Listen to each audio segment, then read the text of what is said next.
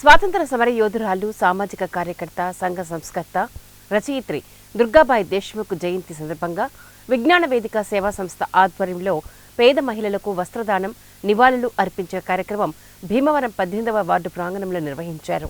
ముందుగా దుర్గాబాయి దేశ్ముఖ్ చిత్రపటానికి పూలమాలలు వేసి త్యాగరాజ భక్త సభ నిర్వాహకులు చెరుకువాడ వెంకటరామయ్య మాట్లాడుతూ, స్వాతంత్రోద్యమ ఘట్టంలో మహిళల్లో చైతన్య స్ఫూర్తిని రగిలించిన మహాశక్తి తెలుగు స్వాతంత్ర సమర యోధురాలు.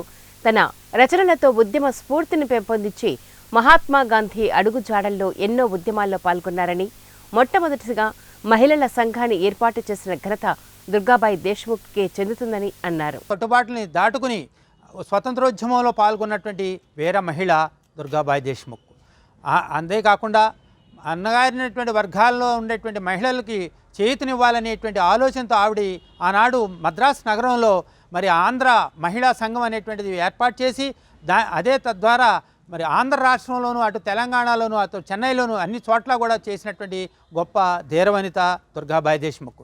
మరి సబర్మతి ఆశ్రమంలో ఆవిడ గాంధీ గారితో పాటు మరి ఎన్నో సంవత్సరాల పాటు పాదయాత్ర చేయడమే కాకుండా సబర్మతి ఆశ్రమంలో కూడా ఉన్నటువంటి దేశబాంధవి దుర్గాబాయి దేశ్ముఖ్. ఆవిడ్ని గురించి ఈరోజు తెలుసుకోవడం, అదే ఈ గ్రామంలో ఆవిడ పేరుతో ఉన్నటువంటి ఒక 50 సంవత్సరాలు పూర్తయినటువంటి ఒక మహిళా సంఘం ఆవిడ పేరుతో కట్టినటువంటి భవనం, అలాగే మరి చిరు పరిచయం ఉన్నటువంటి మరి చెరుకువాడ వెంకటరామయ్య గారు కూడా ఈ కార్యక్రమంలో పాల్గొనటువంటి ఒక ఆనందదాయకమైనటువంటి విషయంగా నేను భావిస్తున్నాను. ఉద్యమంలో ఎంతోమంది వీరోచిత పోరాటం చేసి మనకి స్వాతంత్రాన్ని సిద్ధించారు. అయితే వాళ్ళలో మహిళల పాత్ర కూడా ఎంతో ఉంది. అటువంటి కోవకు చెందినటువంటి ఆవిడ దుర్గాబాయి దేశ్ముఖ్.